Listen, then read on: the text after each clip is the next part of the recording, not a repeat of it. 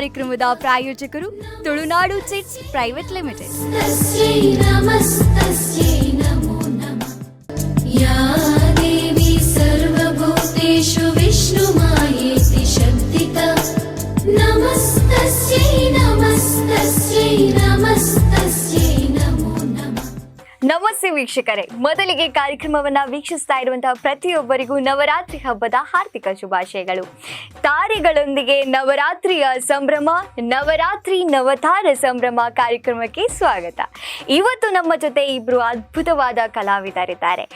ಒಬ್ಬರು ಮೊದಲ ಮಹಿಳಾ ಭಾಗವತರು ಅನ್ನೋ ಕೀರ್ತಿಗೆ ಪಾತ್ರರಾದವರು, ಸಾಕಷ್ಟು ಶಿಷ್ಯಂದಿರನ್ನ ನಮ್ಮ ಕಲಾಕ್ಷೇತ್ರಕ್ಕೆ ಕೊಟ್ಟು ಯಕ್ಷಗಾನವನ್ನು ಇನ್ನಷ್ಟು ಶ್ರೀಮಂತಗೊಳಿಸಿದವರು ಅವರೇ ನಮ್ಮ ಲೀಲಾವತಿ ಬೈಪಾಡಿ ತಾಯಮ್ಮ ಅವರು. ಅವರ ಜೊತೆಗೆ ಅವರಿಗೆ ಸದಾ ಬೆಂಗಾವಲಾಗಿ ನಿಂತಹ ಖ್ಯಾತ ಚಂಡೆ ಹಾಗೂ ಮದ್ದಳೆ ವಾದಕ, ಹಾಗೆ ಅವರ ಪತಿದೇವರು ಕೂಡ ಶ್ರೀ ಹರಿನಾರಾಯಣ ಬೈಪಾಡಿ ತಾಯ ಅವರು.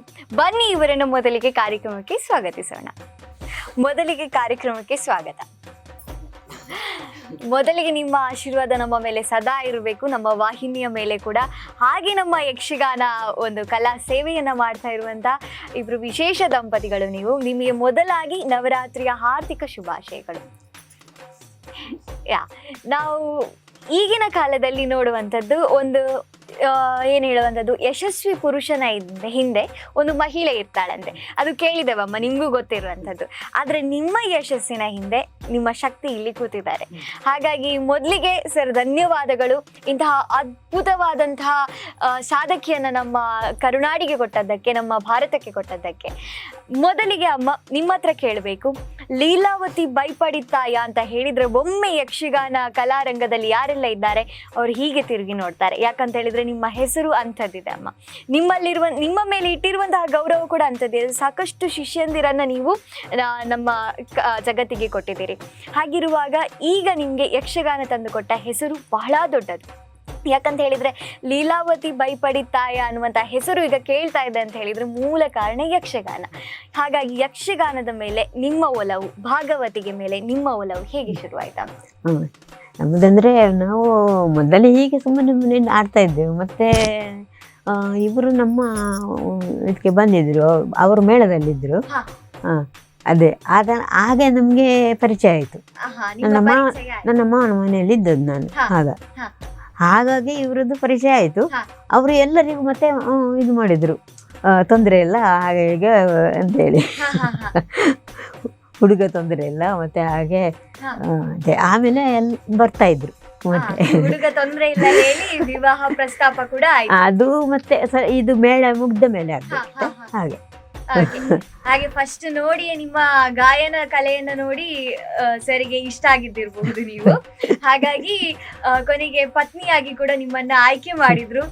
ಈಗ ನಿಮ್ಗೆ ಹೊಸ ಜೀವನವನ್ನ ಕೊಟ್ಟಿದ್ದಾರೆ ಅಂತ ಹೇಳಿದ್ರೆ ತಪ್ಪಾಗ್ಲಿಕ್ಕಿಲ್ಲ. ಶಾಸ್ತ್ರೀಯ ಗಾಯನವನ್ನ ನೀವು ಮಾಡ್ತಾ ಇದ್ರಿ ಅಂತ ನಾನು ಕೇಳ್ಪಟ್ಟೆ. ಶಾಸ್ತ್ರೀಯ ಗಾಯನದಿಂದ ಭಾಗವತಿಕೆಗೆ ಹೇಗೆ ಬಂತು? ಅದು ಅಂದರೆ ನನಗೆ ಸಂಗೀತದಷ್ಟು ಇದು ಬರಲಿಲ್ಲ ನನಗೆ. ಮತ್ತು ಅಲ್ಲಿ ಬಿಟ್ಟರು ಸ್ವಲ್ಪ ನನ್ನನ್ನು, ನಾನು ಇದು ಮಾಡೋದು. ಆಮೇಲೆ ಇಲ್ಲಿ ಮನೆಗೆ ಬಂದ ಮೇಲೆ ಇವರು ಒಮ್ಮೆ ಬಂದಿದ್ದರು ನಮ್ಮ ಮೇಳದಲ್ಲಿ. ಇಲ್ಲಿ ಅವರು ಮತ್ತೊಬ್ಬರು ಕರ್ಕೊಂಡು ಬಂದು ನಮ್ಮ ಮನೆಗೆ ಇದು ಇಲ್ಲಿ ತೊಂದರೆ ಇಲ್ಲ, ನಿಮಗೆ ಏನು ತೊಂದರೆ ಇಲ್ಲ, ಮತ್ತೆ ಸಂಜೆಗೆ ಬಂದರೆ ಸಾಕು ಅಂತ ಹಾಗೆ ಇವರು ಬಂದರು. ಮತ್ತೆ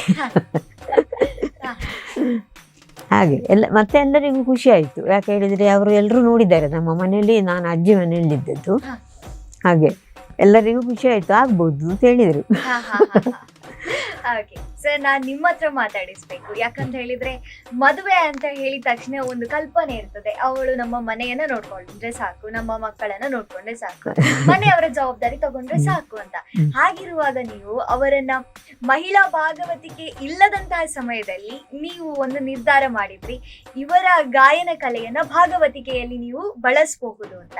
ಈ ನಿರ್ಧಾರಕ್ಕೆ ಕಾರಣ ಏನು ಸರ್? ಅದು ನಿರ್ಧಾರ ಅಂದ್ರೆ ಮದುವೆ ಮೊದಲು ಯಾವ ನಿರ್ಧಾರ ಮಾಡಲಿಲ್ಲ. ಅಂದ್ರೆ ಸಂಗೀತ ಗೊತ್ತಿದ್ದರಿಂದ ನಾವು ಅವಳು ಮನೆಯಲ್ಲಿ ಭಜನೆ ಹೇಳುವಾಗ ಬಹಳ ಸಂತೋಷ ಆಗ್ತಿತ್ತು. ಅದನ್ನು ಕೇಳಿ ಆದೀತು ಕಲೆಗೆ ಸರಿ ಇದೆ, ಈ ಭಾಷಾ ಜ್ಞಾನ, ಶುದ್ಧ ವ್ಯಾಕರಣ ಅದೆಲ್ಲ ಅವಳು ಶಾಲೆಗೆ ಹೋಗದೆ ಇದ್ರೂ ಕೂಡ ಅದು ಬಂದಿದೆ. ಒಂದನೇ ಕ್ಲಾಸು ಶಾಲೆಗೆ ಹೋಗಲಿಲ್ಲ. ಶಾಲೆಗೆ ಹೋಗ್ಲಿಲ್ಲ. ಹುಡುಗಿಯರನ್ನ ಆಗ ಕಲಿಸುವುದೂ ಇಲ್ಲ. ಹಾ. ಮತ್ತೆ ಅಲ್ಲಿ ಅನುಕೂಲವೂ ಇರಲಿಲ್ಲ, ಮೊದಲಿನ ಸ್ಥಳ ಹಾಗೆ ಇತ್ತು, ಬರೀ ಹಳ್ಳಿ ಅದು. ಹಾ.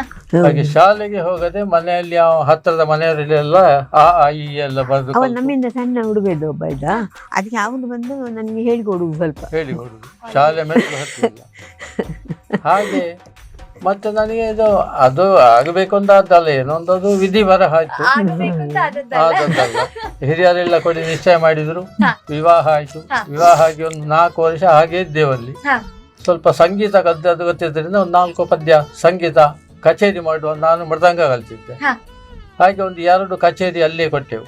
ಏನು ಅದರಲ್ಲಿ ಪ್ರತಿಫಲಾಪೇಕ್ಷೆ ಇಲ್ಲ, ಹಾ. ಒಂದು ಕಲೆ ಇರ್ಲಿ ನಮ್ಮಲ್ಲಿ ಅಂತ. ಹಾ. ಅಮ್ಮ, ನೀವು ತುಂಬಾ ಪುಣ್ಯವಂತೆ ಅಂತ ನನಗೆ ಭಾವನೆ. ಯಾಕಂತ ಹೇಳಿದ್ರೆ ಇಷ್ಟು ಚೆನ್ನಾಗಿ, ಯಾಕಂತ ಹೇಳಿದ್ರೆ 7 ವರ್ಷ ಸಂಗೀತ ಕಲ್ತದ್ದು ವೇಸ್ಟ್ ಆಗಬಾರ್ದು ಅನ್ನೋ ಕಾರಣಕ್ಕೆ ಭಾಗವತಿಗೆ ಕಲಿಸುವಂಥವರು ಮುಂದೆ ಹೋದ್ರು. ಅದೇ ತಾಳ್ಮೆಯಿಂದ ನಿಮ್ಗೆ ಹೇಳ್ಕೊಟ್ರು, ವೇದಿಕೆ ಮಾಡಿಕೊಟ್ರು. ಈಗ ಸತಿ ಪತಿ ಅಂತ ಹೇಳಿದ್ರೆ ಜೀವನದಲ್ಲಿ ಒಟ್ಟಿಗೆ ಹೆಜ್ಜೆ ಹಾಕಬೇಕು, ಆದ್ರೆ ನೀವು ಒಟ್ಟಿಗೆ ವೇದಿಕೆಯನ್ನ ಹಂಚಿಕೊಂಡ್ರಿ. ಅವರು ಹಾಕಿರುವಂತ ತಾಳಕ್ಕೆ ನೀವು ಗಾಯನ ಮಾಡಿದ್ರಿ. ನೀವು ಹೇಗೆ, ಏನ್ ಅನ್ನಿಸ್ತಾ ಇದಮ್ಮ ಈ ಸಂದರ್ಭದಲ್ಲಿ? ಯಾಕಂತ ಹೇಳಿದ್ರೆ ಗುರುಗಳಾಗಿ ಗಂಡನನ್ನೇ ಪಡೆಯುವಂಥದ್ದು ದೊಡ್ಡ ವಿಷಯ. ಅದರಲ್ಲೇ ನಮಗೆ ಇದಾದದ್ದು ವಿಷಯ ಆದದ್ದು. ಅಂದ್ರೆ ಅವ್ರು ಏನಿದ್ರು ತಪ್ಪಾಗಿದ್ರು ಅದು ಸರಿ ಮಾಡಿ ಕೊಡ್ತಾರೆ ಒಗ್ಗು. ಅದು ಹಾಗಲ್ಲ, ಹೀಗೆ ಅದು ಸರಿ ಮಾಡಿದ್ರೆ ಸರಿ ಆಗ್ತದೆ ಅಂತ. ಅದು ನನಗೆ ಸರಿ ಯಕ್ಷಗಾನದ್ದು ಸರಿ ಗೊತ್ತಿರಲಿಲ್ಲ. ಹಾಗೆ ರಂಗಸ್ಥಳದಲ್ಲಿಯೇ ತಿದ್ದಿರುವುದು. ಈ ತಾಳವನ್ನು ಇಷ್ಟೇ ಸ್ಪೀಡ್ ಹೇಳಬೇಕು, ಇಂಥ ವೇಷಕ್ಕೆ ಇಷ್ಟು ಸ್ಪೀಡು, ಅಷ್ಟು ನಿಧಾನ, ದೊಡ್ಡ ವೇಷಕ್ಕೆ ನಿಧಾನ ತಾಳ ಕೊಡಬೇಕು, ಪುಂಡು ವೇಷಕ್ಕೆ ಚುರುಕಾಗಿ ತಾಳ ಕೊಡಬೇಕು. ಅಲ್ಲಲ್ಲಿ ತಿದ್ದುತ್ತಾ ಹೋಗುವಾಗ ಒಂದು 2 ತಿಂಗಳ ಆಟದಲ್ಲಿ ಮೇಳಕ್ಕೆ ಸರಿ ಆಯ್ತದೆ. ನನಗೆ ಮನೆಯಲ್ಲಿ ಹಾಗೆಲ್ಲ ಅದು ಇರಲಿಲ್ಲ. ಮೊದಲು ಯಕ್ಷಗಾನಕ್ಕೆ ಹೋಗಬಾರ್ದು ಅಂತ ಇದ್ರು. ನಾವು ಕದ್ದುಕೊಂಡು ಕಣಿಪುರ ಒಂದು ದಿವಸ ಅದಕ್ಕೆ ಹೋಗಿ ಬಂದಿದ್ದೇವೆ, ಒಂದು 4 ಜನ. ಮತ್ತೆ ಸಂಜೆ ಬೆಳಿಗ್ಗೆ ಆಗುವಾಗ ಮನೆಯಲ್ಲಿ, ಅದು ಅಜ್ಜಿಯಲ್ಲಿ ಹೇಳೋದು. ನನಗೆ ಅಜ್ಜಿ ಒಬ್ಬರಿದ್ದು, ಆಯ್ತು ಮಗ ಹೋಗಿ ಬಾ ಅಂತ ಹೇಳ್ತಾರೆ ಅವರು. ಹಾಗೆ ಹೋದದ್ದು. ಈಗ ಅಮ್ಮನ ನಿಮ್ಗೆ ಕೇಳ್ಬೇಕು, ಯಾಕಂತ ಹೇಳಿದ್ರೆ ವಿದ್ಯಾಭ್ಯಾಸ ಇರ್ಲಿಲ್ಲ ಅಂತ ಹೇಳಿದ್ರಿ, ಭಾಗವತಿಗೆ ಶುರು ಮಾಡಿದ್ರಿ ಅಮ್ಮ. ಈಗ ಮೊದಲ ಮಹಿಳಾ ಭಾಗವತಿಗೆ, ಯಾಕಂತ ಹೇಳಿದ್ರೆ ಈಗ ಮೊದಲ ಪ್ರಧಾನ ಮಂತ್ರಿ ಅಂತ ಹೇಳುವಾಗ ಒಂದು ಖುಷಿ, ಮೊದಲ ಮುಖ್ಯಮಂತ್ರಿ, ಮಹಿಳಾ ಮುಖ್ಯಮಂತ್ರಿ ಅಂತ ಹೇಳುವಾಗ ಒಂದು ಖುಷಿ, ಮೊದಲ ಮಹಿಳಾ ಕವಿ ಅಂತ ಹೇಳುವಾಗ ಒಂದು ಖುಷಿ. ಅದರಲ್ಲಿ ನೀವು ಮೊದಲ ಮಹಿಳಾ ಭಾಗವತಿಗೆ ಮಾಡಿದವರು. ಈಗ ಹೇಗೆ ಅನ್ನಿಸ್ತಾ ಇದೆ ಅಮ್ಮ? ಯಾಕಂತ ಹೇಳಿದ್ರೆ ನಿರೀಕ್ಷೆ ಇತ್ತಾ ನಿಮ್ಗೆ ನೀವು ಇಷ್ಟು ದೊಡ್ಡ ಹೆಸರು ಮಾಡ್ತೀರಿ? ಅದು ಅಂದ್ರೆ ಪಕ್ಕನೆ ಗೊತ್ತಾಗುದಿಲ್ಲ, ಮತ್ತೆ ಎಲ್ರು ಹೇಳುವಾಗ ಒಳ್ಳೇದುಂಟು ಅಂತ ಹೇಳುವಾಗ ನಾನು ಒಳ್ಳೆ ಮಾಡ್ತಿದ್ದೇನೆ ಅಂತ ನಂಬಿಕೆ ಬಂತು ನಿಮ್ಗೆ. ಯಾವತ್ತಾದ್ರೂ ಅಮ್ಮ ಈ ಭಾಗವತಿಕೆ ಮಾಡುವಾಗ ಈಗ ಯಾರಾದ್ರೂ ಅವಮಾನ ಮಾಡಿದ್ದಿದೆಯಾ? ಯಾಕಂತ ಹೇಳಿದ್ರೆ ನಿಮ್ಮಲ್ಲಿ ಕೇಳಲೇಬೇಕು, ಹೊರಗಡೆ ಒಂದು ಹೆಣ್ಣು ಮಕ್ಕಳು ಕಾಲಿಡುವಂತದ್ದೇ ದೊಡ್ಡದು ಹಿಂದಿನ ಕಾಲದಲ್ಲಿ. ಅದ್ರಲ್ಲಿ ನೀವು ಶಾಲೆಗೆ ಬಿಡ್ಲಿಲ್ಲ ಅಂತ ಹೇಳಿದ್ರಿ. ಹಾಗಿರುವಾಗ ವೇದಿಕೆ ಹತ್ತಿದ್ರಿ, ಎಷ್ಟೋ ಸಾವಿರ ಜನರ ನಡುವಲ್ಲಿ ನೀವು ವೇದಿಕೆ ಹತ್ತಿದ್ರಿ, ವೇದಿಕೆಯಲ್ಲಿ ಗಾಯನ ಮಾಡಿದ್ರಿ, ಭಾಗವತಿಕೆ ಮಾಡಿದ್ರಿ. ನಿಮ್ಗೆ ಅವಮಾನ ಎದುರಾಗಿದ್ದುಂಟ ಅಮ್ಮ? ಇಲ್ಲ, ಅಷ್ಟೇನು ಇದು ಮಾಡಿದ್ದಿಲ್ಲ, ತೊಂದರೆ ಇಲ್ಲ. ಈಗ ನಿಮ್ಗೆ ಅದೆಲ್ಲ ತಗೊಂಡು ಅನುಭವ ಆಗಿದೆ. ಸರ್ ಏನೋ ಹೇಳ್ಬೇಕು ಅಂತಿದ್ದಾರೆ, ಹೇಳಿ. ಇಲ್ಲ, ಯಾವ ಕಲಾವಿದರು ಕೂಡ, ದೊಡ್ಡ ಕಲಾವಿದರು ಶೇಣಿ ಗೋಪಾಲಕೃಷ್ಣ ಭಟ್ರು, ಅವರಿದ ಮೇಲೆ ಕಲಾವಿದರಿಲ್ಲ. ಅಂತದ್ರಿಂದ ಸಣ್ಣ ಮಕ್ಕಳು ನಿತ್ಯ ವೇಷದ ಹುಡುಗರು ಕೂಡ ಒಬ್ಬರು ಅಲ್ಲಿ ಯಾರು ಹೇಳಲಿಲ್ಲ. ಅಂದ್ರೆ ನನಗೆ ಹಾಗೆ ಸರಿ ಆಗಲಿಲ್ಲ ಯಾರು ಹೇಳಲಿಲ್ಲ. ಅಮ್ಮನನ್ನು ಪ್ರೋತ್ಸಾಹ ಮಾಡಬೇಕು ಅಂತ ಹೇಳಿ ಅವರು ಕೊಟ್ಟ ತಾಳಕ್ಕೆ ಅಷ್ಟು ಚಂದ ಕೊಂಡಿದ್ರು. ಸ್ವಲ್ಪ ಚೌಕಿಯಲ್ಲಿ ಹೋಗಿ ಒಂದು ಅರುವ ಮೇಳ ಆಯ್ತು. ಆ ಚೌಕಿ ಅಂದ್ರೆ ನಮ್ಮ ಮನೆಯ ಹಾಗೆ ಎಲ್ಲ ಒಂದೇ ಮನೆಯವರಾಗಿ, ಅಲ್ಲಿ ಬಣ್ಣದ ವಿಷಯದಿಂದ ಇಲ್ಲಿ ಹಾಸ್ಯಗಾರರವರೆಗೂ ಚೌಕಿ. ಹೋಗುವಾಗ ಅಮ್ಮ ಅಮ್ಮ ಅಂತ ಹೇಳಿಕೊಂಡು ನಮಸ್ಕಾರ, ಅಲ್ಲಿ ನಮಸ್ಕಾರ ಮಾಡಿಕೊಂಡು ಅವಳಿಗೆ ಒಂದು ಬೇರೆ ಒಂದು ಆ ಮಕ್ಕಳೆಲ್ಲ ಅಲ್ಲ ಅಲ್ಲೇ ಸಾಲಿಗೆ ಒಟ್ಟಿಗೆ ಕೂತು ಈ ಕತೆ ಹೇಗಮ್ಮ ಅಂತ ಇವಳಲ್ಲಿ ಕೇಳಿ ಅಲ್ಲಿವರೆಗೆ ಬೆಳೆದಿದ್ದಾಳೆ ಅವಳು. ಅಂದ್ರೆ ಇದನ್ನು ನೋಡಿ ಒಂದು 2 ತಿಂಗಳ ಆಟದಲ್ಲಿ ಸೆಟ್ ಆಗಿ ಹೋಗಿದೆ. ನಾನು ದಂಪತಿಗಳು ಅಂತ ಹೇಳುವಾಗ ನಾನೊಂದು ಮಾತು ಹೇಳ್ಬೇಕು ಸರ್. ಇವರು ಇಲ್ಲಿಂದ ಭಾಗವತಿಗೆ ಮಾಡ್ತಾರೆ, ನೀವು ಇಲ್ಲಿಂದ ಮದ್ದಳೆ ಅಥವಾ ಚೆಂಡೆ ಅಲ್ಲ. ನಿಮ್ಗೆ ಎಷ್ಟು ಖುಷಿ ಆಗ್ತಿತ್ತು ಸರ್ ಅವರ ಭಾಗವತಿಕೆ ಕೇಳುವಾಗ? ಖುಷಿ ಏನಿಲ್ಲ ನೋಡಿ, ಆ ತಾಳಕ್ಕೆ ಅಕ್ಷರ ಕಚ್ಚುತ್ತ ಪದ್ಯ ಹೇಳ್ಬೇಕು. ಈ ತಾಳೆಯಲ್ಲಿಯೋ ಪದ್ಯಲ್ಲಿಯೋ ಹೇಳಿದ್ರೆ ಏನಾದ್ರೂ ಒಂದು ಆಗ್ತದೆ. ಈ ತಾಳಕ್ಕೆ ಸರಿಯಾಗಿ ಒಂದು ರೂಪಕ ತಾಳಕ್ಕೆ 6 ಅಕ್ಷರ ಕಾಲ, 6 ಅಕ್ಷರ ಕೊಡ್ಲೇಬೇಕು ಅಲ್ಲಿ. ತ್ರಿವಿಡ ತಾಳಕ್ಕೆ 14 ಅಕ್ಷರ ಕಾಲ, ತ್ವರಿತ ಜಂಪೆ ತಾಳಕ್ಕೆ 5 ಅಕ್ಷರ ಕಾಲ. ಈ ಅಕ್ಷರವನ್ನು ಸೇರಿಸುವುದು ಇರುವುದು ಆ ಪದ್ಯ ಹೇಳುವುದರಲ್ಲಿ. ಆ ಮರ್ಮವನ್ನು ನಾನು ದೊಡ್ಡ ಅಗರಿ ಭಾಗದೊಟ್ಟಿಗೆ ನನಗೆ ತಿರುಗಾಟ ಇತ್ತು. ಅದನ್ನೆಲ್ಲ ಮರ್ಮ ಹೇಳಿಕೊಟ್ಟೆ. ಹಾ. ಈಗೆಲ್ಲ ಹೇಳ್ತಾರೆ ಅದು ಎಲ್ಲ ಕಲ್ತು ಹೇಳುವುದಲ್ಲ, ಹಾ. ಅವರು ಹೇಳ್ತಾರೆ ಅಂತ ಹೇಳಿಕೊಂಡು ಹೋಗುದು. ಹಾ, ಹಾ. ಹಾಗೆ ನನಗೆ ಆ ಅನುಭವವನ್ನು ಅವಳಿಗೆ ಹಂಚಿಕೊಂಡೆ. ಹಾ. ಆದ್ರಿಂದ ನನಗೆ ಮೊದ್ಲೇ ನಾನು ಹೇಳಿದಾಗೆ ಪದ್ಯ ಬರ್ತದೆ ಅಲ್ಲಿ. ಹಾ. ನನ್ನ ಮೊದಲೇ ಆ ಪದ್ಯದಿಂದ ನನ್ನ ಮೊದಲೇ ಮೇಲೆ ಬಂತು. ಆಹಾ. ಅವಳ ಪದ್ಯ ಮೇಲೆ ಬರಬೇಕು ನಾನು ಮೊದಲೇನು ಕರುಣಾರಸ ಶೃಂಗಾರಸ ಎಲ್ಲವರು ಅದಕ್ಕೆ ಸರಿಯಾಗಿ ಸ್ವಲ್ಪ ಮೆಲ್ಲ ಬಾರಿಸಿ, ಗಟ್ಟಿ ಹೇಳುವಾಗ ಗಟ್ಟಿ ಬಾರಿಸಿ ಆ ಪದ್ಯವನ್ನು ಮೇಲೆ ತರ್ತಾ ಇದ್ದೆ. ಅಯ್ಯೋ, ಹಾಗೆ ನನಗೂ ಒಂದು ಹೆಸರು ಅದರಲ್ಲಿ. ಹಾಗೆ ಬಹಳ ಖುಷಿ ಆಯ್ತು ಸರ್. ಅವರ ಪದ್ಯ ನಿಮ್ಮ ಮದ್ದಳೆಯನ್ನು ಮೇಲೆ ತಂತು ಅಂತ ನೀವೊಂದು ಮಾತು ಹೇಳಿದ್ರಿ. ಇದ್ರಲ್ಲಿ ನಿಮ್ಮ ದೊಡ್ಡತನ ಕಾಣಿಸ್ತದೆ ಸರ್. ಇದೇ ರೀತಿ ನೀವು ಸದಾ ಇರಬೇಕು. ಯಾಕಂತ ಹೇಳಿದ್ರೆ ತುಂಬಾ ಶಿಷ್ಯಂದ್ರೆ, ಯಾಕಂತ ಹೇಳಿದ್ರೆ ನಮ್ಮ ಒಂದು ಹೆಮ್ಮೆ, ಕರಾವಳಿಯ ಹೆಮ್ಮೆ ಯಕ್ಷಗಾನ ಸರ್. ಯಕ್ಷಗಾನ ಈಗ ಉಳಿದಿದೆ ಅಂತ ಹೇಳಿದ್ರೆ ತುಳುನಾಡಿನಲ್ಲಿ ವೈಭವ ಇದೆ ಅಂತ ಅರ್ಥ. ಹಾಗಾಗಿ ಉಳಿಸುವಲ್ಲಿ ನಿಮ್ಮಂತ ಹಿರಿಯರು ಸದಾ ಕೆಲಸ ಮಾಡ್ತಾ ಇರ್ಬೇಕು ಅನ್ನೋದು ನಮ್ಮ ಒಂದು ಆಸೆ. ಇದೇ ರೀತಿ ನೀವು ಯಕ್ಷಗಾನದಲ್ಲಿ ನಮಗೆ ಒಂದು ಅನೇಕ ಶಿಷ್ಯಂದಿರನ್ನ ಕೊಡುವಂತ ಕೆಲಸ ಮಾಡ್ತೀರಿ ಅನ್ನೋ ನಂಬಿಕೆ. ಹಾಗೆ ಈಗ ಗುರುಗಳು ಅಂದ್ರೆ ಎಲ್ಲ ಗುರುಗಳು ಅಂತ ಹೇಳುದು. ಅಂದ್ರೆ ಪೂಜ್ಯ ಕಾವಂತರು ಅಲ್ಲಿ 12 ವರ್ಷ ನಾವು ಯಕ್ಷಗಾನ ಕ್ಲಾಸ್ ಮಾಡ್ತಾ ಇದ್ದೀವಿ. ನಾನು ಗುರುಗಳಂತದ್ದು ಅಲ್ಲಿ ಹೆಗಡೆ ಅವರು ಒಪ್ಪಿಕೊಂಡ್ರು. ಗುರುಗಳು ಅಂತ ಕರೆದು ಅಲ್ಲಲ್ಲಿ ಮನೆಯಲ್ಲಿ ಎಲ್ಲ ಒದ್ದಲ್ಲಿ ಎಲ್ಲ ಪಾಠ ಮಾಡ್ತಾ ಇದ್ದೆ. ಅದು ಸುಮ್ಮನೆ ಅದರಲ್ಲಿ ಉತ್ಪತ್ತಿ ಆಗ್ಬೇಕು ಅಂತ ಹೇಳಿ ಅದೊಂದು ಹುಚ್ಚು ಅಂತ ಹೇಳ್ಬೋದು. ಹಾಗೆ ಮಾಡ್ತಾ ಇದ್ದೆ, ಎಲ್ಲ ಮಕ್ಕಳ ಮೇಲೆ ಬರ್ತಾ ಇದ್ರು. ಹಾಗೆ ಧರ್ಮಸ್ಥಳದಲ್ಲಿ ಕಾವಂತರ ಕಿವಿಗೆ ಬಿತ್ತು. ಅವ್ರನ್ನ ತರಿಸುವ ಒಂದು ಗುರುಗಳು ಆಯ್ತು, ಸೇರಿ ಆಯ್ತು. ನನ್ನೊಟ್ಟಿಗೆ ಇವಳು ಬಂದ್ಲು. ಇವಳು ಪದ್ಯ ಹೇಳ್ತಾ ಇದ್ದ, ಅವರು ಇರ್ಲಿ ಅಂತ ಇಬ್ಬರನ್ನು ಗುರುಗಳು, ಇವಳು ಪದ್ಯಕ್ಕೆ, ನಾನು ಚಂಡೆ ಮದ್ದಲೆಗೆ, ಹಿಮ್ಮೇಳ ಗುರುಗಳು. ಹಾಗೆ ಆ ಪೂಜ್ಯ ಕಾವಂತರ ಒಂದು ಆಶೀರ್ವಾದ ಗುರುಗಳು ಅವರೇ ಕರೆದು ಬಿಟ್ರು. ಈಗ ಊರಲ್ಲಿ ಎಲ್ಲ ಗುರುಗಳು ಅಂತ ಆಗಿದೆ. ಧರ್ಮಸ್ಥಳದ ಮಂಜುನಾಥನ ಸನ್ನಿಧಿಯಲ್ಲಿ ಅದೇ ನಾನು ಅವರು ಬರುವಾಗ ನಾನು ಒಂದು ದಿವಸ ಪದ್ಯ ಹೇಳ್ತಾ ಇದ್ದೆ, ಅದಕ್ಕೆ ಯಾರು ಅಂತ ಹೇಳಿದ್ದಷ್ಟೇ. ಅವರು ಬರುವಾಗ ನೀವು ಪದ್ಯ ಹೇಳ್ತಾ ಇದ್ರಿ. ಪದ್ಯ ಹೇಳ್ತಾ ಇದ್ದೆ, ಅದು ಯಾರು ಅಂತ ಕೇಳಿದ್ದು. ಅವ್ರದ್ದು ನಿರ್ದೇಶನ ಅಲ್ಲಿ ಹಾಗಾಗಿ ಬಂದು ಪರೀಕ್ಷೆ ಮಾಡುವುದಲ್ಲಿ ಹೇಗೆ ಮಕ್ಕಳು ಹೇಗೆ ಕುಣಿತಾರೆ, ಇವರು ಹೇಗೆ ಹಿಮ್ಮೇಳ ಹೇಳ್ತಾರೆ. ಅವರು ಎಷ್ಟು ಪುಣ್ಯಾತ್ಮ ಅಂದ್ರೆ ಚೆಂಡೆ ಮೊದ್ಲೇ ಒಂದು ಬೆಟ್ಟು ತಪ್ಪಿದ್ರೆ ಅವರಿಗೆ ಗೊತ್ತಾಗ್ತದೆ. ಮೊದ್ಲೇ ಒಟ್ಟಿಗೆ ಚೆಂಡೆ ಸರಿ ಬರದ್ರೆ ಸರಿ ಬರ್ಲಿಲ್ಲ ಅಂತ ಅಲ್ಲಿ ಹೇಳ್ತಾರೆ. ಕುಣಿಯವ ಸರಿ ಬರದ್ರೆ ಇನ್ನು 4 ಹಾರು ಅಂತ ಅಷ್ಟು ಪ್ರೋತ್ಸಾಹ ಕೊಡ್ತಿದ್ರು. ಹಾಗೆ ಧರ್ಮಸ್ಥಳದಲ್ಲಿ ಗುರುಗಳು ಗುರುಗಳು ಗುರುಗಳು ಅಂತಾಗಿ ಈಗ ಊರಲ್ಲಿ ಪೇಟೆಯಲ್ಲಿ ಹೋದ್ರು ಕೂಡ ಅಂಗಡಿಯಲ್ಲಿ ಬೀಡದ ಅಂಗಡಿಯವರು ಗುರುಗಳು ಅಂತ ಹೇಳ್ತಾರೆ. ಅಂದ್ರೆ ಧರ್ಮಸ್ಥಳದ ಮಂಜುನಾಥನ ಆಶೀರ್ವಾದ, ಹೆಗ್ಗಡೆಯವರ ಒಂದು ಅನುಗ್ರಹ. ಖಂಡಿತ ಖಂಡಿತ. ನಿಮ್ಮ ಜೊತೆ ಹೀಗೆ ಮಾತುಕತೆ ಮುಂದುವರಿತದೆ. ಅದಕ್ಕಿಂತ ಮುಂಚೆ ಒಂದು ಪುಟ್ಟ ವಿರಾಮನ ತಗೊಂಬರೋಣ. ನೋಡಿದ್ರಲ್ಲ ವೀಕ್ಷಕರೇ, ಇವರ ಸಾಧನೆ ಮುಂದೆ ನಾವು ಬಹಳ ತೃಣ ಸಮಾನ ಅಂತ ಭಾವನೆ ಆಗ್ತಾ ಇದೆ. ಇವರ ಮಾತುಕತೆ ಹೀಗೆ ಮುಂದುವರಿತದೆ ಪುಟ್ಟ ವಿರಾಮದ ನಂತರ. ಯಾ ದೇವಿ ಸರ್ವಭೂತೇಷು ವಿಷ್ಣುಮಾಯೇತಿ ಶಕ್ತಿತಾ ನಮಸ್ತಸ್ಯೈ ನಮಸ್ತಸ್ಯೈ ನಮಸ್ತಸ್ಯೈ ನಮೋ ನಮಃ. ಈ ಕಾರ್ಯಕ್ರಮದ ಪ್ರಾಯೋಜಕರು ತುಳುನಾಡು ಚಿಟ್ಸ್ ಪ್ರೈವೇಟ್ ಲಿಮಿಟೆಡ್. ತಸ್ಯೈ ನಮಸ್ತಸ್ಯೈ ನಮೋ ನಮಃ. ಯಾ ದೇವಿ ಸರ್ವಭೂತೇಷು ವಿಷ್ಣುಮಾಯೇತಿ. ಈ ಕಾರ್ಯಕ್ರಮದ ಪ್ರಾಯೋಜಕರು ತುಳುನಾಡು ಚಿಟ್ಸ್ ಪ್ರೈವೇಟ್ ಲಿಮಿಟೆಡ್. ತಸ್ಯೈ ನಮಸ್ತಸ್ಯೈ ನಮೋ ನಮಃ. ಯಾ ದೇವಿ ಸರ್ವಭೂತೇಷು ವಿಷ್ಣುಮಾಯೇತಿ ಶಕ್ತಿತಾ ನಮಸ್ತಸ್ಯೈ ನಮಸ್ತಸ್ಯೈ ನಮಸ್ತಸ್ಯೈ ನಮೋ ನಮಃ. ವಿರಾಮದ ಬಳಿಕ ನವರಾತ್ರಿಯ ನವತಾರ ಸಂಭ್ರಮ ವಿಶೇಷ ಕಾರ್ಯಕ್ರಮಕ್ಕೆ ಸ್ವಾಗತ. ವಿರಾಮ ತಗೊಂಡು ಬಂದ್ವಿ ಅಮ್ಮ. ಮಾತುಕತೆ ಹೀಗೆ ಮುಂದುವರಿತಾ ಇರ್ತದೆ. ಆದ್ರೆ ನಮಗೊಂದು ಬಹಳ ಆಸೆ, ಇಂಥ ಹಿರಿಯ ಕಲಾವಿದರು ನಮ್ಮ ಜೊತೆ ಇದ್ದಾರೆ. ಮದ್ದಳೆ ಚಂಡೆಯಲ್ಲಿ ಸಾಕಷ್ಟು ಹೆಸರು ಮಾಡಿದಂತಹ ನಿಮ್ಮ ಪತಿ, ಹಾಗೆಯೇ ನೀವು ಭಾಗವತಿಕೆಯಲ್ಲಿ ನಾನು ಹೇಳಿದಾಗೆ ಮೊದಲ ಮಹಿಳಾ ಭಾಗವತಿಕೆ ಮಾಡಿದಂತಹ ಕೀರ್ತಿ ನಿಮ್ಮದಿದೆ. ಹಾಗಾಗಿ ಒಂದು ಗಾಯನ ನಮಗೋಸ್ಕರ ಪ್ರಸ್ತುತಿ ಮಾಡಬಹುದಾ? ಖಂಡಿತ ಮಾಡ್ಬೋದು.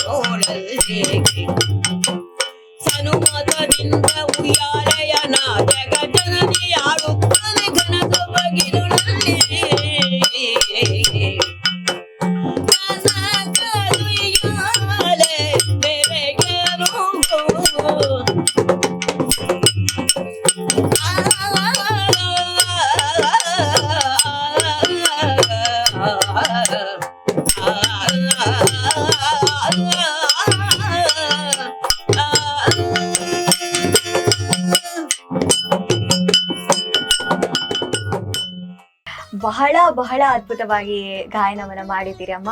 ಬಹಳ ಖುಷಿ ಆಗ್ತದೆ. ಭಾಗವತಿಕೆಯನ್ನ ಈ ರೀತಿ ಕೇಳೋದ್ರಲ್ಲಿ ಇನ್ನೂ ಖುಷಿ ಇದೆ. ಸರ್ ಹೇಳಿದ ಹಾಗೆ ಶಾಸ್ತ್ರೀಯ ಸಂಗೀತ ಗೊತ್ತಿದ್ದವರಿಗೆ ಇದು ಬಹಳ ಏನ್ ಹೇಳುವಂಥದ್ದು, ಹೊಸ ರೀತಿಯಲ್ಲೇ ಹಾಡಬಹುದು ಭಾಗವತಿಕೆಯನ್ನ. ಧನ್ಯವಾದಗಳು. ಇಂತಹ ದೊಡ್ಡ ಒಂದು ಕಲಾವಿದರು ನಮ್ಮ ಒಂದು ವೇದಿಕೆಯಲ್ಲಿ ಇಷ್ಟು ಒಳ್ಳೆ ಗಾಯನ ಪ್ರಸ್ತುತಿ ಮಾಡಿದ್ದಕ್ಕೆ ಧನ್ಯವಾದಗಳು. ಮುಂದೆ ಯಾವ್ದಾದ್ರು ನಿಮ್ಗೆ ಏನಾದ್ರು ಯೋಜನೆಗಳಿದೆ? ಯಾಕಂತ ಹೇಳಿದ್ರೆ ಯಕ್ಷಗಾನ, ನೀವು ಎಷ್ಟು ಕಾಲ ಇದ್ರಲ್ಲಿ ಯಕ್ಷಗಾನ ರಂಗದಲ್ಲಿ ಇದ್ರು, ಅವಾಗ ನಿಮ್ಗೊಂದು ಮೋಹ ಇರ್ತದೆ ಖಂಡಿತವಾಗ್ಲೂ, ಯಕ್ಷಗಾನ ಈ ಮಟ್ಟಕ್ಕೆ ಬೆಳಿಬೇಕು, ಈ ಮಟ್ಟಕ್ಕೆ ಉಳಿಬೇಕು ಅಂತ. ಯಾವ್ದಾದ್ರು ಯೋಜನೆ ಹಾಕೊಂಡಿದ್ದೀರಾ? ಯೋಜನೆ ಹಾಕಿದ್ ನಡಿಬೇಕಲ್ಲ, ಈಗ ನಡೆಯುವುದಿಲ್ಲ. ಈಗ ಅವರವರದ್ದು ಅಂದ್ರೆ ನಾವು ಎಲ್ಲಾ ಶಿಷ್ಯರಿಗೂ ಕ್ರಮ ಪ್ರಕಾರ ಪಾಠ, ಅದು ಪರಂಪರೆ ಹೀಗೆ ಬರ್ಬೇಕು ಅಂತ ಒಬ್ಬರು ಹೇಳಿದವರಿಲ್ಲ. ಅವರು ಮಾಡಿದ್ದೇ ಅನುಭವವನ್ನೇ ಹಂಚಿಕೊಳ್ಳುದು ಅವರು ಅಷ್ಟೇ. ನಾವೊಂದು, ನನಗೆ ಮೊದಲ ನನ್ನ ಗುರುಗಳೆಲ್ಲ ಒಂದು ಹಾಕಿ ಕೊಟ್ಟ ದಾರಿ ಉಂಟು, ನಡ್ಯ ನರಸಿಂಹಭಟ್ರು, ದಿವಾಣ ಭೀಮಭಟ್ರು. ಆ ದಾರಿ ಪ್ರಕಾರ ಕ್ರಮ ಪ್ರಕಾರದ ನನ್ನ ಮಟ್ಟಿಗೆ ಅನಿಸಿಕೆ, ಅದು ಕ್ರಮ ಪ್ರಕಾರ ಹೇಳಿಕೊಡ್ತೇನೆ ಅಂತ. ಅದು ಹೌದು ಅಲ್ವೋ ಇದು ನನಗೆ ಗೊತ್ತಿಲ್ಲ ಅಂತ ಹೇಳಿದ್ರೆ ಅದರಲ್ಲಿ ಮೇಲೆ ಬರ್ತಾರೆ ಮಕ್ಕಳು. ಹಾಗೆ ದಾರಿ ಅದನ್ನು ಇನ್ನು ಈಗ ಮತ್ತೆ ಕೆಲವರೇ ಹೇಳುದ್ರಲ್ಲಿ ಅದು ಸರಿ ಮಾಡ್ಲಿಕ್ಕೆ ಆಗುವಂತದ್ದಲ್ಲ. ಅಂದ್ರೆ ಹೇಳಿದ್ರೆ ಅವರಿಗೆ ಬೇಸರ ಆಗ್ತದೆ. ನಾವು ಹೇಳದೆ ಗೊತ್ತುಕೊಳ್ಳೋದು, ಅಲ್ಲಿ ನಮ್ಮನ್ನು ಕರೆದ್ರೆ ಇದಕ್ಕೆ ಹೋಗದೆ ಇರುವುದೇ ಒಳ್ಳೆಯದು. ನಿಮಗೆ ಎಷ್ಟು ತಿಳಿದಿದೆ ಅದನ್ನು ನೀವು ಶಿಷ್ಯಂದರಿಗೆ ಹೇಳ್ಕೊಡ್ತಾ ಇದ್ದೀರಿ. ಅದನ್ನು ನೀವು ಯಕ್ಷಗಾನದ ಭಾಗವತಿಗೆ ಅಥವಾ ಯಾವುದೇ ಒಂದು ಇದೊಂದು ಭಾಗ ಅಂತ ನೀವು ನಂಬಿದ್ದೀರಿ. ಈ ನಂಬಿಕೆ ಯಾವತ್ತೂ ಹೀಗೆ ಇರ್ಲಿ. ಯಾಕಂತ ಹೇಳಿದ್ರೆ ನೈಸರ್ಗಿಕತೆ ಅಂತ ಏನ್ ಹೇಳ್ತೇವೆ, ಈ ನ್ಯಾಚುರಾಲಿಟಿ, ನಾವು ಈಗಿನ ಜನರೇಷನ್ ಅಲ್ಲಿ ಏನಿದೆ, ಒಂದೊಂದು ಏನೇನೊಂದು ಆಡ್ ಆಗ್ತಾ ಹೋಗ್ತದೆ, ಯಾವುದೋ ಒಂದು ವಿವಿಧತೆ ಅಂತ ಹೇಳ್ತಾವಲ್ಲ, ಏನೋ ಒಂದು ಮಾಡ್ಯುಲೇಷನ್ ಆಗ್ತಾ ಹೋಗ್ತದೆ, ಬದಲಾಗ್ತಾ ಹೋಗ್ತದೆ. ಹಾಗಿರುವಾಗ ಒಂದು ಸ್ವಚ್ಛ ಯಕ್ಷಗಾನ ಉಳಿಯುವಂತಹ ಅನಿವಾರ್ಯತೆ ಖಂಡಿತ ನಮಗಿದೆ. ಅದು ಉಳಿತದೆ ಅನ್ನೋ ಭರವಸೆ ಕೂಡ ಇಟ್ಕೊಂಡಿದ್ದೇವೆ ಅಷ್ಟೇ. ಭರವಸೆ ಹೋದ್ರೆ ಒಂದು ಸ್ವಲ್ಪ ಒಂದು 10 ವರ್ಷ ಓದಿತ್ತು, ಮತ್ತೆ ಮೊದ್ಲಿದು ಹೊಸ ಕ್ರಮ ಆಗ್ತದೆ, ಒಳ್ಳೆಯದು ಹೊಸದಾಗ್ತದೆ ಮತ್ತೆ. ಹೌದು ಹೌದು ಹಾಗೆ ನಮಗೆ ಇದು ನಡೀತಾ ಉಂಟು, ಜಯಬೇರಿ ಹೊಡಿತಾ ಉಂಟು ಈಗಿನದ್ದೆಲ್ಲ. ಹಾಗೆ ಅದನ್ನೆಲ್ಲ ಅದು ಒಂದು ಸ್ವಲ್ಪ ವರ್ಷ, ಮತ್ತೆ ಅದು ಎಲ್ಲ ಹಳೆದನ್ನು ಕಲಿಲಿಕ್ಕೆ ಶುರು ಮಾಡ್ತಾರೆ. ಅದು ಎಲ್ಲಿ ಉಂಟು ಆಗ ಇದು ಇದ್ದವರೆಲ್ಲ ಹೋಗ್ತಾರೆ, ಮತ್ತೆ ಯಾರಲ್ಲಿ ಕೇಳುದು ಅನುಭವ. ಹಾಗೆ ಇದು ಎಲ್ಲಿವರೆಗೆ ಮುಟ್ಟಿದ್ದು ಅದರಲ್ಲಿ ಉಳಿತದೆ.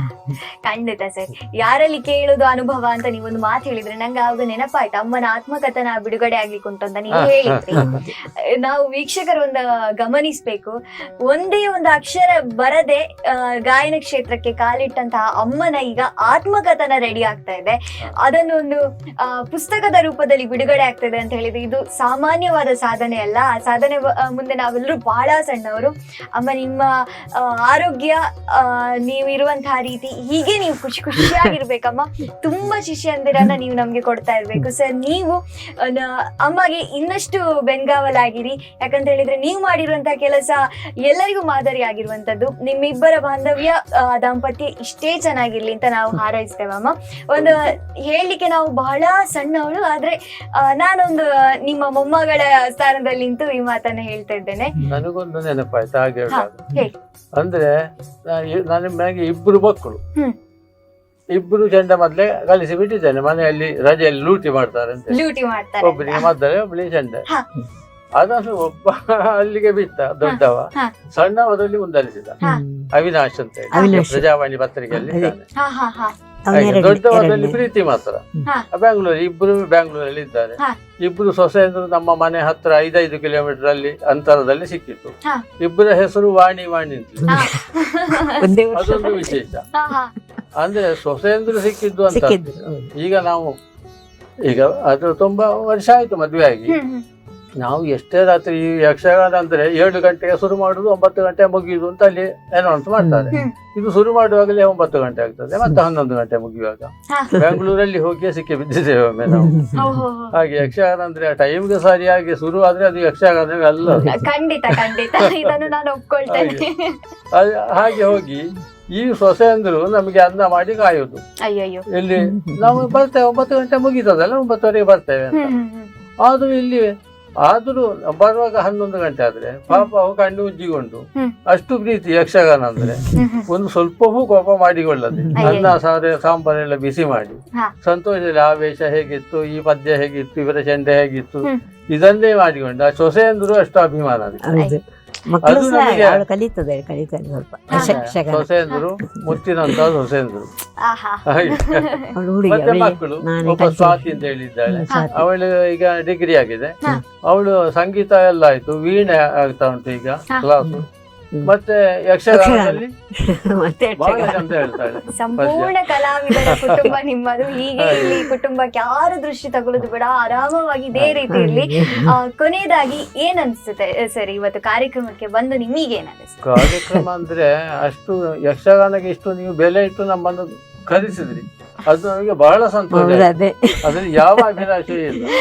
ಅದೇ ಹೇಗೆ ನೀವು ಇನ್ನು ಹೇಗೆ ಕಲಾವಿದರನ್ನು ಕರೆದು ಗುರುತಿಸಿ ಎಲ್ಲ ಪ್ರಚಾರ ಮಾಡಬೇಕು ಅಂತ ನಮ್ಮ ಕೇಳಿಕೆ. ತುಂಬಾ ಕಲಾವಿದರಾಗಿದ್ದಾರೆ. ನಿಮ್ಗೆ ಏನ್ ಅನಿಸ್ತೆ ಇವತ್ತು ಕಾರ್ಯಕ್ರಮಕ್ಕೆ ಬಂದು? ಇವತ್ತು ಬಂದು ಖುಷಿ ಆಗ್ತದೆ. ನಿಮ್ಮೆದುರು ಈ ಒಂದು ಪುಟ್ಟ ಹುಡುಗಿ ಮಾತಾಡಿದ್ದು ಏನಾದ್ರು ತಪ್ಪಿದ್ರೆ ದಯವಿಟ್ಟು ಕ್ಷಮಿಸಬೇಕು. ಏನಿಲ್ಲ, ಹಾಗೇನಿಲ್ಲ. ನಮ್ಗೆ ಅಷ್ಟು ಚಂದ ಯಕ್ಷಗಾನಕ್ಕೆ ಸಂಬಂಧಪಟ್ಟ ಪ್ರಶ್ನೆಯನ್ನೇ ಕೇಳಿದ್ರಿ, ಬೇರೆ ಕೇಳಿದ್ರೆ ಹಾಗೆ ಇದನ್ನು ನಮಗೆ ಉತ್ತರ ಕೊಡ್ಲಿಕ್ಕೆ ಸುಲಭ ಆಯ್ತು ಅಷ್ಟೇ. ಖಂಡಿತ ನಿಮ್ಮ ಆಶೀರ್ವಾದ ನಮ್ಮೆಲ್ಲರ ಮೇಲೆ ಹೀಗೆ ಇರ್ಬೇಕು. ನೀವು ಸದಾ ಹೀಗೆ ನಗ್ನಾಗ್ತಾ ಇರ್ಬೇಕು. ಧನ್ಯವಾದಗಳು ಕಾರ್ಯಕ್ರಮಕ್ಕೆ ಬಂದಕ್ಕೆ. ಮತ್ತೊಮ್ಮೆ ನವರಾತ್ರಿ ಹಬ್ಬದ ಹಾರ್ದಿಕ ಶುಭಾಶಯ. ನೋಡಿದ್ರಲ್ಲ ವೀಕ್ಷಕರೇ, ಇವತ್ತಿನ ದಿನ ಬಹಳ ಪವಿತ್ರವಾಗಿತ್ತು ಅನ್ನೋದು ನನ್ನ ಭಾವನೆ. ಸ್ವತಃ ಶಾರದಾ ಮಾತೆಯೇ ನಮ್ಮ ವೇದಿಕೆಗೆ ಬಂದ ಹಾಗಿತ್ತು. ಅವರ ಜೀವನದ ಕಥೆಗಳನ್ನು ಕೇಳಿದ್ದೀವಿ, ಅವರ ಜೊತೆ ನವರಾತ್ರಿಯ ಸಂಭ್ರಮವನ್ನು ಹೆಚ್ಚಿಸಿಕೊಂಡಿದ್ದೇವೆ. ಮುಂದಿನ ಸಂಚಿಕೆಯಲ್ಲಿ ಇನ್ನೊಬ್ಬರು ತಾರೆಯರೊಂದಿಗೆ ನಾನು ನಿಮ್ಮನ್ನು ಭೇಟಿಯಾಗ್ತೀನಿ. ಅಲ್ಲಿವರೆಗೂ ಸುದ್ದಿ ಹಾಗೂ ಮನೋರಂಜನೆಗಾಗಿ ನಿರಂತರವಾಗಿ ನೋಡ್ತಾ ಇರಿ ನಿಮ್ಮ ನೆಚ್ಚಿನ ಸ್ಪಂದನ ವಾಹಿನಿ. ನಮಸ್ಕಾರ. सर्वभूतेषु विष्णुमायेति शब्दिता नमस्तस्यै नमस्तस्यै नमस्तस्यै नमो नमः. ಈ ಕಾರ್ಯಕ್ರಮದ ಪ್ರಾಯೋಜಕರು ತುಳುನಾಡು ಚಿಟ್ಸ್ ಪ್ರೈವೇಟ್ ಲಿಮಿಟೆಡ್. नमस्तस्यै नमस्तस्यै नमो